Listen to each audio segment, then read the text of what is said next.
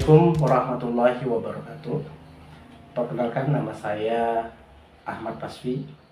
Saya sebagai dosen keperawatan di Fakultas Kedokteran Universitas Negeri Malang dengan NIDN 07116018903. Saya mengampu dari mata kuliah manajemen keperawatan. Maka dalam kesempatan ini kami ingin menjelaskan beberapa hal sesuai dengan kompetensi kami sebagai pengajar, dan juga video ini dibuat untuk mengaktualisasikan diri dalam program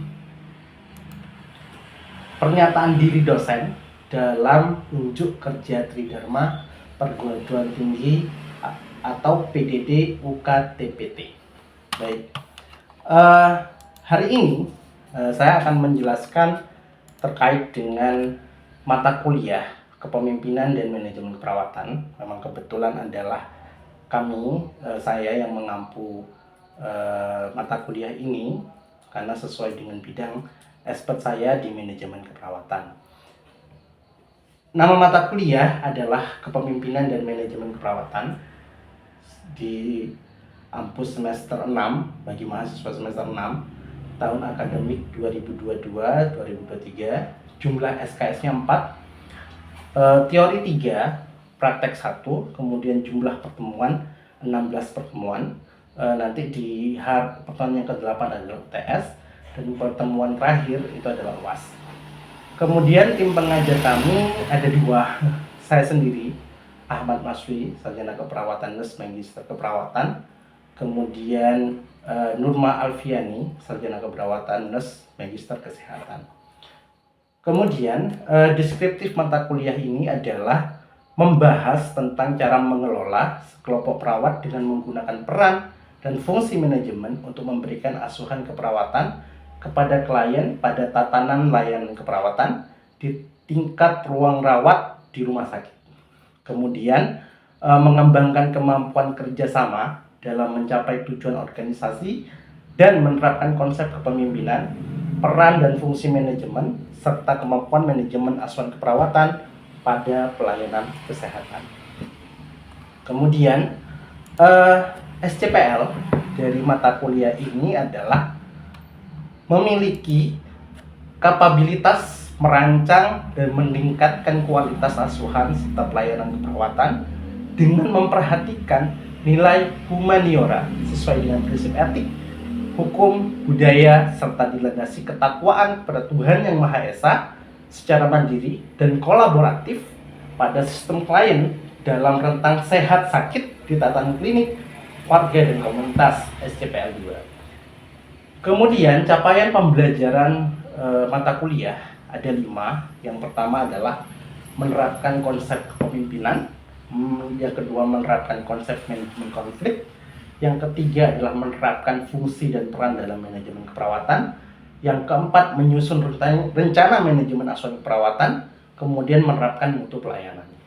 Kemudian selanjutnya adalah sub CPMK, ini cukup banyak, ada 12 item. Yang pertama adalah mampu menganalisis kepemimpinan dalam keperawatan, mampu menganalisis manajemen konflik dalam keperawatan, yang ketiga mampu menganalisis fungsi dan peran manajemen keperawatan, yang keempat menyusun asuhan keperawatan manajemen atau pengkajian, yang kelima mampu menyusun asuhan keperawatan manajemen, menentukan diagnosa melalui analisis SWOT, yang keenam mampu menyusun asuhan keperawatan manajemen, perencanaan berupa planning of action, kemudian yang ketujuh menyusun asuhan perawatan manajemen, implementasi dan evaluasi.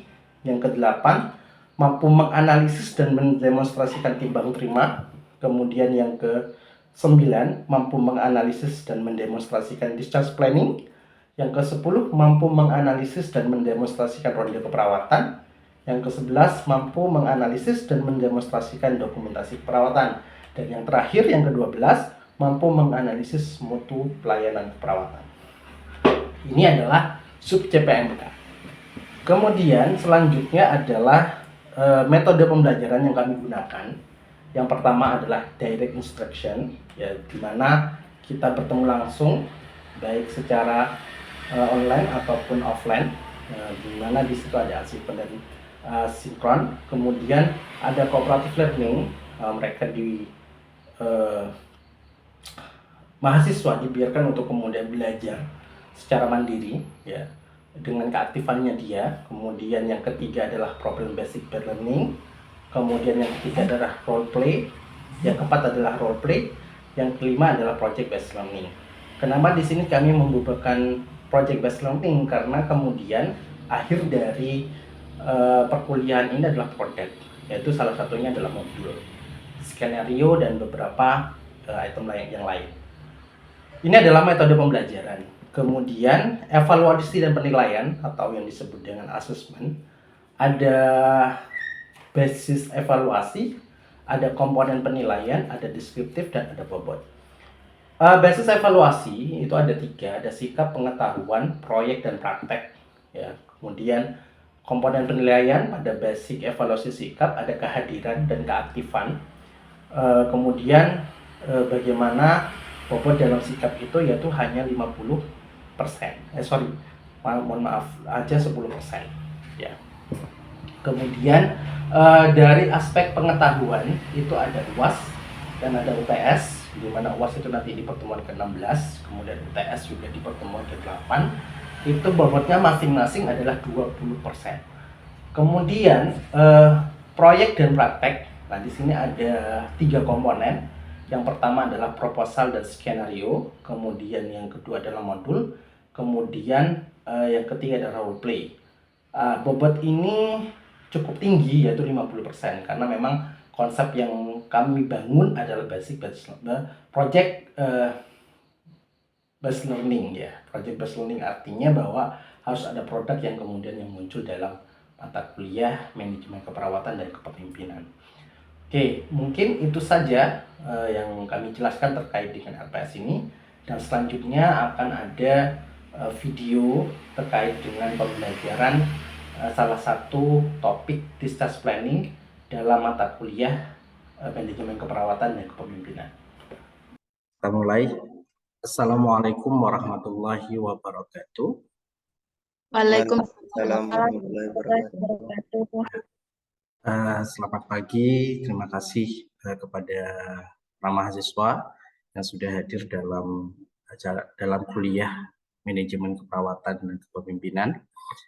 Ya, sebelum kita memulai mata kuliah ini, pelajaran ini, kita bersama-sama untuk membaca doa sesuai dengan keyakinan kita masing-masing. Berdoa mulai.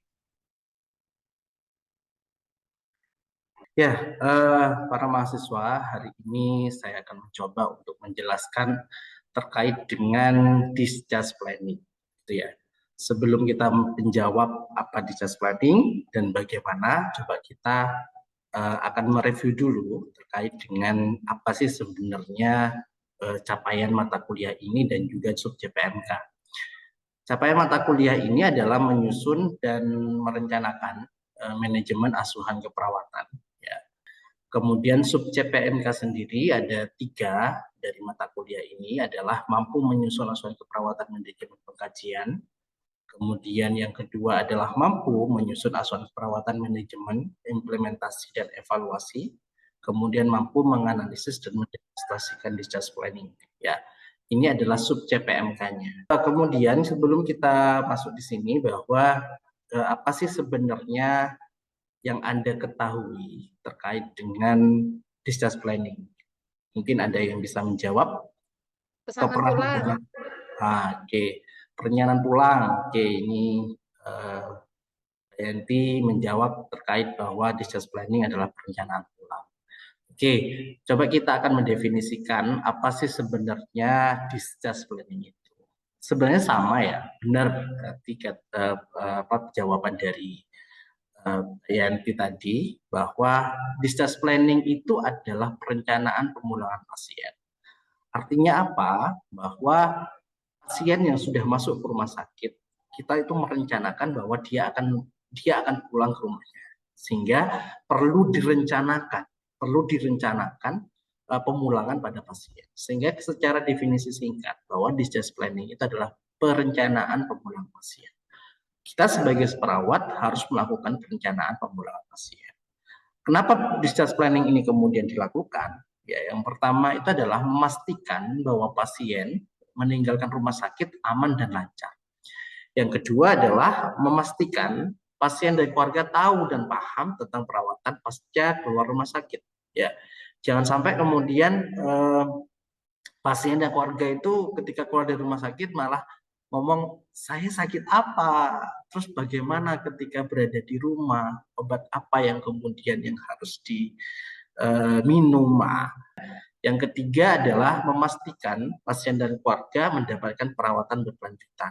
Ya, makanya nanti kemudian ketika ada perencanaan pulang, maka di situ ada yang namanya resume, ya resume perawatan. Di situ ada waktu kontrol, di mana dia kontrol. Itu adalah definisi dan tujuan dari discharge planning, gitu ya. Oke. Kemudian selanjutnya adalah konsep dasar dari discharge planning, yang DP itu adalah discharge planning atau perencanaan pulang, itu dilakukan ketika awal masuk rumah sakit. Jadi ada 3 konsep. DP itu ada 3 konsep, ada pre-DP awal masuk rumah sakit, kemudian yang kedua adalah middle DP, middle discharge planning selama perawatan, kemudian post DP ketika sebelum keluar rumah sakit.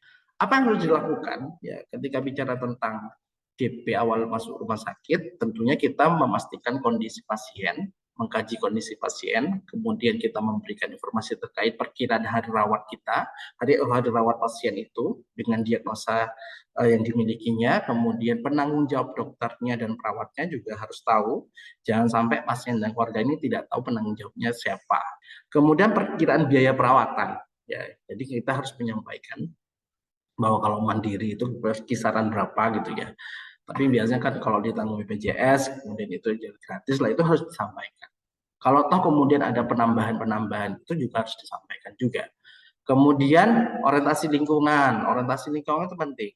Kenapa? Karena memang bagaimana pasien dan keluarga itu bisa tahu mana kamar mandi, mana bed, mana penggunaannya, mana toilet gitu ya, mana ruang perawat, itu harus tahu orientasi lingkungan. Kemudian selanjutnya ini adalah awal ketika dia masuk. Kemudian masuk pada middle discharge planning selama perawatan. Apa yang kemudian harus diberikan? Informasi kesehatan, informasi tentang kesehatan dirinya, informasi kesehatan tentang pasiennya, kemudian diagnosa medisnya apa, dia sakit apa sih? Nah, pasien dan keluarga itu harus tahu. Ya. Kemudian dia juga diagnosa keperawatannya apa juga, masalahnya apa juga. Kemudian penggunaan obatnya. Nah, penggunaan obatnya itu adalah berapa, kapan, dosisnya berapa, kapan, melalui apa, itu harus dijelaskan sejelas-jelasnya kepada pasien ketika masa perawatan. Kemudian post discharge planning atau sebelum keluar rumah sakit, biasanya ketika sudah dokter menyatakan bahwa oh ini boleh pulang gitu ya, maka kita harus menyiapkan itu semua. Nah, bagaimana kemudian menyiapkan apa yang harus disiapkan ketika dia post discharge planning, yaitu perawatan di rumah. Bagaimana kemudian aktivitasnya, Pak, sampai nanti harus seperti ini, pelatihan ini, bagaimana segala macam gitu ya. Kemudian dietnya apa yang boleh dimakan, apa yang tidak boleh dimakan, itu juga kemudian menjadi post discharge planning atau dia informasi yang harus diberikan sebelum keluar rumah sakit. Terapi yang dikonsumsi, ya, jangan-jangan pasiennya ini juga punya terapi konsumsi yang lain, alternatif lah, itu juga harus menjadi bahan diskusi ketika sebelum pulang. Diskusi antara perawat, dokter, dan juga pasiennya. Kemudian waktu kontrol, dipastikan bahwa pasien dan keluarga tahu kapan waktu kontrolnya, di mana dia akan melakukan kontrol, itu juga harus jelas ketika dia sebelum keluar rumah sakit. Nah, maka serangkaian inilah yang disebut dengan discharge planning. Oke. Selanjutnya adalah bagaimana proses discharge planning. Ada 5. Yang pertama adalah seleksi pasien, kemudian pengkajian, kemudian perencanaan, kemudian implementasi, kemudian evaluasi. Yang pertama adalah seleksi pasien. Apa yang harus dilakukan oleh perawat ketika kemudian dilakukan discharge planning? Maka melakukan identifikasi pasien. Ya, ini paling awal untuk melakukan identifikasi pasien. Ya, semua pasien pasti akan dilakukan discharge planning. Namun yang kemudian yang harus ditekankan atau kemudian yang harus dilihat adalah siapa yang akan menjadi prioritas discharge planning. Tentunya bagi pasien-pasien yang memiliki risiko tinggi. Bagaimana risiko tinggi? Yaitu satu mungkin lansia, kemudian anak. Nah, tapi saya menekankan di sini bahwa semua pasien yang keluar di rumah sakit, yang masuk di dalam rumah sakit, dia harus dilakukan discharge planning, tapi harus prioritas, gitu ya. Kedua adalah pengkajian atau pengkajian dari melakukan discharge planning. Yang pertama adalah pemeriksaan fisik, gitu ya. Ya, kita harus melakukan pemeriksaan fisik, bagaimana kondisi fisiknya, head to toe-nya bagaimana, atau per sistem bagaimana pasien itu. Kita harus mengkaji itu semua, melakukan pemeriksaan fisik. Tidak hanya sekedar fisik saja, tapi juga kita harus melakukan pengkajian terkait dengan apa? Mentalnya dia. Kita harus lihat sampai mana, sejauh mana dia cemas, sejauh mana dia depresi, sehingga ada penilaian.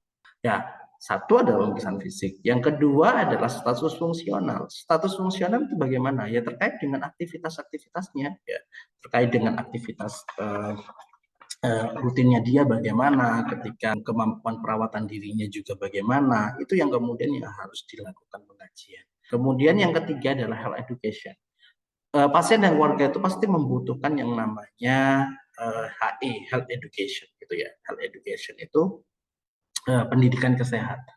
Ya, pendidikan kesehatan itu menjadi hal yang sangat urgent dilakukan. Kenapa? Karena bisa jadi pasien dan keluarga itu datang ke sana itu tanpa sepengetahuan apa, sehingga harus dilakukan pendidikan kesehatan. Kemudian selanjutnya adalah yang keempat adalah akses layanan konseling, ya. Jadi pasien dan keluarga ini harus tahu bahwa di mana akses pelayanan konseling. Nah, selanjutnya adalah perencanaan. Di perencanaannya bagaimana kemudian ketika melakukan discharge planning? Ya, kita harus memberikan informasi-informasi ketika mereka berada di rumah sakit sebelum mereka keluar di rumah sakit. Perencanaan ini bisa dilakukan ketika middle, bisa, ketika kemudian pos mau dia keluar rumah sakit bisa. Ya, yang pertama adalah medication. Medication itu bagaimana? Medication itu adalah terkait dengan obat. Ya, informasi terkait dengan obat. Apa obatnya, fungsinya untuk apa, kemudian cara pakainya bagaimana, dosisnya bagaimana, waktunya bagaimana, efeknya bagaimana. Itu juga harus disampaikan oleh perawat kepada pasien dan keluarga. Yang kedua adalah environment. Environment itu lingkungan. Bagaimana kemudian kita mendefinisikan lingkungan di dalam discharge planning, yaitu adalah ketika kemudian memberikan rasa lingkungan yang nyaman dan aman. Ya. Kemudian juga terkait dengan support system atau dukungan yang diberikan oleh keluarga pada pasien juga harus kemudian dilakukan informasi. Ya. Kemudian treatment lah, ini ya, treatment ini artinya perawat akan mengajarkan perawatan yang akan dilakukan di rumah oleh keluarga. Nah, treatment ini adalah pengajaran keterampilan. Salah satu contohnya juga adalah ketika rawat luka treatment, bagaimana caranya, ketika di rumah harus diapakan. Nah, itu juga harus disampaikan. Kemudian health teaching. Health teaching ini adalah keluarga dan pasien itu kemudian diajarkan tanda dan gejala kekambuhan. Kemudian outpatient referral. Nah, jadi ini adalah ini yang saya katakan bahwa ketika pasien itu di rumah itu mengalami kekambuhan ataupun mengalami gejala yang lain, maka pasien dan keluarga ini harus tahu kapan, bagaimana, di mana dia harus melakukan pemeriksaan. Selanjutnya adalah diet. Diet itu juga menjadi bahan untuk kemudian didiskusikan oleh perawat dan pasien dan keluarga. Apa yang harus dimakan, mana yang tidak boleh dimakan, bagaimana yang harus pertentangan apa, makanan apa yang kemudian yang harus dihindari, yang boleh tidak boleh, itu juga kemudian menjadi bahan untuk dilakukan diskusi. Kemudian selanjutnya adalah implementasi. Yang pertama adalah dokumentasi pada discharge planning, discharge summary, yaitu dokumentasinya, artinya ditulis di dokumen keperawatan, ya di rekam medisnya itu wajib untuk ditulis seorang perawat. Kemudian instruksi tertulis, jadi instruksinya bagaimana, biasanya pada pasien itu instruksinya bagaimana, apa yang harus dilakukan. Oh Bu, ini harus dilakukan perawatan setiap hari. Oh ini harus dilakukan perawatan luka pagi dan sore. Lah itu harus ada instruksi tertulis. Ya. Kemudian demonstrasi ulang penjelasan keterampilan yang diajarkan yang saya katakan tadi. Jadi pasien atau keluarga itu diminta untuk kemudian melakukan melakukan keterampilan ulang untuk mengetahui pemahaman terkait dengan apa yang sudah diajarkan. Terakhir yaitu adalah follow up. Ya, follow up ini adalah karena memang pasien itu sudah pulang gitu ya, pasien itu sudah berada di rumah, maka evaluasi yang harus dilakukan adalah follow up, kontak telepon gitu ya, kontak telepon atau kontak keluarga. Kemudian yang saya kembangkan juga kemarin ketika bicara tentang PDPO, jadi Post Discharge Planning Online, saya membuat suatu aplikasi yang saat ini sudah dijalankan di Rumah Sakit Bangkalan terkait dengan discharge planning ini, bahwa memang ada notice gitu ya, ketika waktunya kontrol itu ada notice, terus notice bahwa hari ini besok akan dilakukan, besok harus wajib kontrol segala macam. Ini adalah alur dari discharge planning. Yang pertama adalah yang harus ditekankan bicara tentang discharge planning itu adalah discharge planning tidak bisa dilakukan oleh dokter saja ataupun perawat saja atau tenaga yang lain, tapi juga bisa berkolaborasi. Jadi dilakukan secara kolaborasi. Di sini ada dokter, tim kesehatan lain sama perawat. Perawat itu ada PP dan PA ya.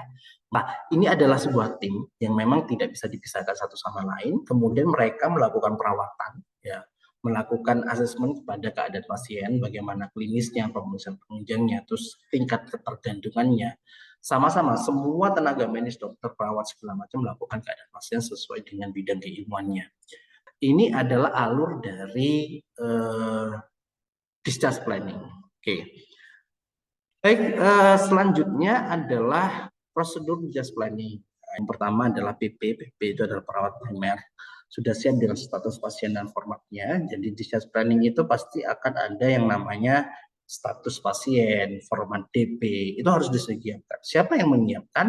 Yaitu perawat primer, gitu ya. Kemudian yang kedua adalah perawat primer menyebutkan masalah pasien. Ya, kemudian yang ketiga menyebutkan hal-hal yang perlu diajarkan pada pasien dan keluarga. Jadi dipastikan jangan sampai kemudian yang diajarkan oleh perawat itu tidak sesuai dengan kebutuhan pasien dan keluarga. Itu juga harus dicek benar. Nah, untuk memastikan, untuk memvalidasi bahwa kesiapan discharge planning itu sudah siap atau tidak, maka yang wajib melakukan itu adalah karu atau kepala ruangan. Kemudian selanjutnya adalah tahap pelaksanaan. Tadi masih tahap persiapan. Tahap persiapan berhenti di validasi karu ya, di ruang karu ya. Nah, kemudian tahap pelaksanaannya bagaimana? PP ya juga didampingi PA ya. Didampingi PA itu datang kepada pasien. Kemudian PP menyampaikan pendidikan kesehatan. Jadi PP menyampaikan pendidikan kesehatan, melakukan rekomendasi dan demonstrasi. Apa yang dilakukan? Yaitu tadi yang metode itu tadi. Yang pertama melakukan pendidikan tentang medication, environment, kemudian treatment gitu ya. Kemudian health teaching gitu, kemudian outpatient referral, kemudian dia melakukan diet, melakukan pendidikan tentang diet. PP memberikan kesempatan pada PA untuk memberikan informasi tambahan yang diperlukan. Jadi memberikan kesempatan kepada PA itu kemudian menyampaikan apa yang kemudian yang belum tersampaikan oleh PP gitu ya. Selanjutnya adalah PP memberikan kesempatan pada klien dan keluarga untuk bertanya serta melakukan evaluasi tentang hal-hal yang telah disampaikan. Selanjutnya PP melakukan pendokumentasian. Jadi setelah dilakukan discharge planning itu, kemudian PP melakukan dokumentasi tuh, melakukan dokumentasi, melakukan sistem melakukan pencatatan yang di catatan perawatan gitu ya. Selanjutnya kalau sudah melakukan dokumentasi semua dilakukan, ending dari ini adalah laporan kepada kepala ruangan. Kembali lagi kepada kepala ruangan bahwa dia melakukan laporan, kemudian dilihat sama karunya sesuai atau tidak dengan perencanaan tadi, sesuai apa tidak. Lah, kalau kemudian sudah dilakukan, maka sebagai seorang perawat itu juga memberikan reward kepada PP dan PA. Bisa tergambarkan ya untuk ini ya, untuk discharge planning. Silakan kalau kemudian sebelum kita pada tugas, silakan mungkin ada yang mau disampaikan. Ada yang mau disampaikan tidak? Ada yang bertanya di chat, Pak. Oh, ada yang ditanya. Oh iya lupa. Ada chat. Izin bertanya Pak, dalam proses DP apakah keluarga pasien juga terlibat, perlu dilibatkan di bioedukasi? Ya, saya jawab bahwa memang harus dilibatkan. Ya memang harus dilibatkan. Ya, yang namanya discharge planning itu memang harus dilibatkan, wajib melibatkan pasien dan keluarga, terutama keluarga. Termasuk ketika bicara tentang treatment yang tadi, ya T yang dari metode treatment itu tadi, bahkan mengajarkan dan juga harus mencoba gitu ya. Mencoba, jadi ketika kita mengajarkan rawat luka gitu ya, kita melakukan rawat luka, mengajarkan, terus kemudian diminta pasien itu kemudian perawat itu, keluarga itu kemudian mendemonstrasikan. Nah, itu juga termasuk keterlibatan. Sehingga nanti endingnya adalah discharge planning itu bukan kemauan dari perawat, bukan kemauan dari perawat saja, tapi ini adalah hasil diskusi yang kemudian yang dilakukan bersama-sama oleh pasien. Begitu ya? Monggo silakan, ada yang ditanyakan? Jelas, Pak. Baik, karena sudah jelas tidak ada pertanyaan, maka bagi mahasiswa harus melakukan tugas. Tugasan ini bahwa mata kuliah ini adalah project basic learning ya, sudah saya sampaikan ketika saya menjelaskan RPS ya. Nah, maka penugasan ini adalah untuk yang discharge planning. Nah, untuk yang kelompok yang kedua, yang pertama adalah membuat proposal, kemudian adalah skenario, kemudian dari skenario ini akan memunculkan modul dan kemudian di role play-kan. Oh iya, kurang satu, nanti di video ya, sambil di video. Ingat ya, penugasan role play ini semua rangkaian membuat proses skenario, modul role play dan segala macamnya ini adalah produk ya yang memang memiliki nilai atau bobot penilaian kalian itu cukup tinggi, yaitu 50%. Ya, informasi terkait dengan penugasan ini silahkan lihat di Sepejar ya, http://sepejar.um.ac.id. Gitu ya. Adakah pertanyaan terkait dengan tugas? Tanya, Pak. Monggo, silakan. Untuk jenis penyakit yang diderita oleh pasiennya terserah ya, Pak ya?